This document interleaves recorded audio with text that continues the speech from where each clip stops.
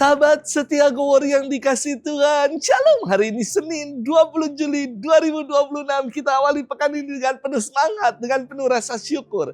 Kita mau bersama-sama merenungkan firman Tuhan yang diambil dari Injil Matius 12 ayat 38 sampai 42. Kita siapkan hati kita. Haleluya, haleluya, haleluya.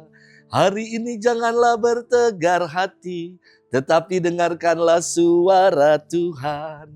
Haleluya, haleluya, haleluya.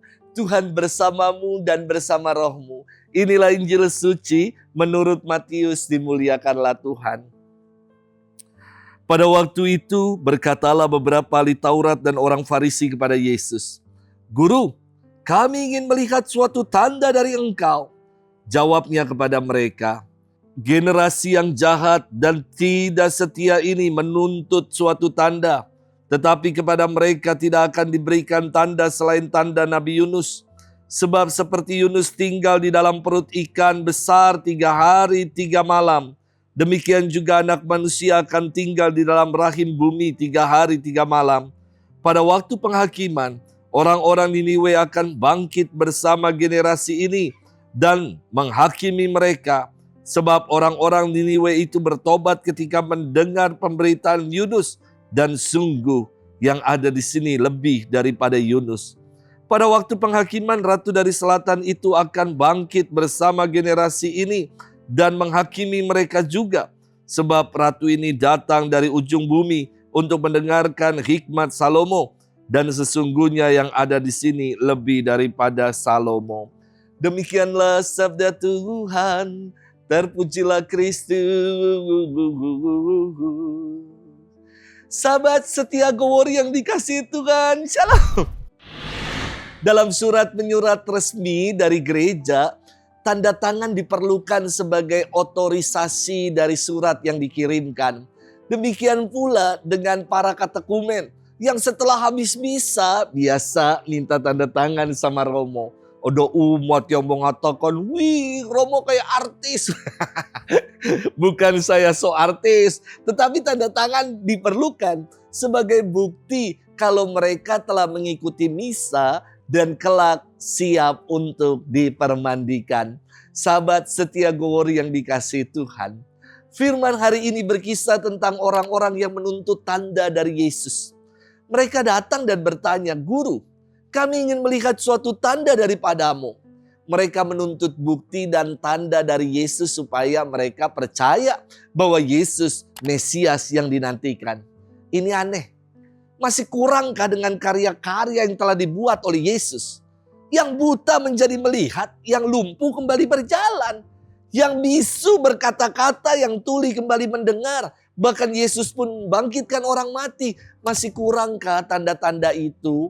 Mau menuntut bukti apa lagi? Kalau kita renungkan, bacaan hari ini diambil dari Injil Matius 12. Artinya sudah hampir dari separuh karya-karya yang Yesus telah buat, namun orang banyak masih menuntut bukti. Ini saya kira tipe orang-orang yang berhati degil, yang menutup diri, tidak mau membuka hati untuk percaya pada Tuhan. Yesus berkata kepada mereka, "Angkatan yang jahat dan tidak setia ini tidak akan diberi tanda selain tanda Nabi Yunus." Maksudnya apa ya? Tanda Nabi Yunus adalah tanda pertobatan. Orang-orang di Niniwe yang mendengar pewartaan Yunus segera bertobat dan kembali kepada Allah. Demikian pula Ratu Sheba dari selatan yang datang jauh-jauh untuk mendengar hikmat Salomo.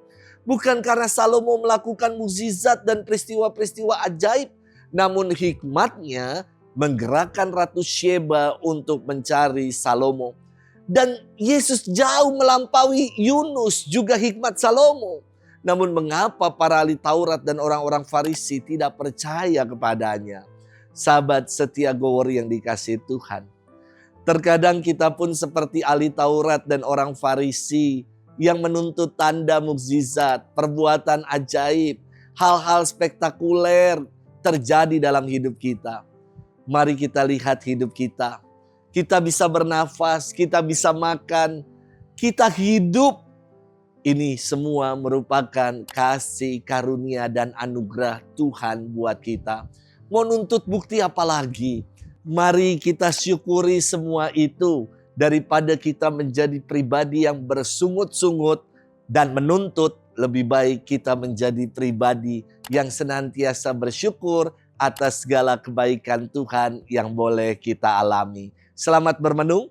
Tuhan memberkati kita semua, Bapa dan Putra dan Roh Kudus. Amin.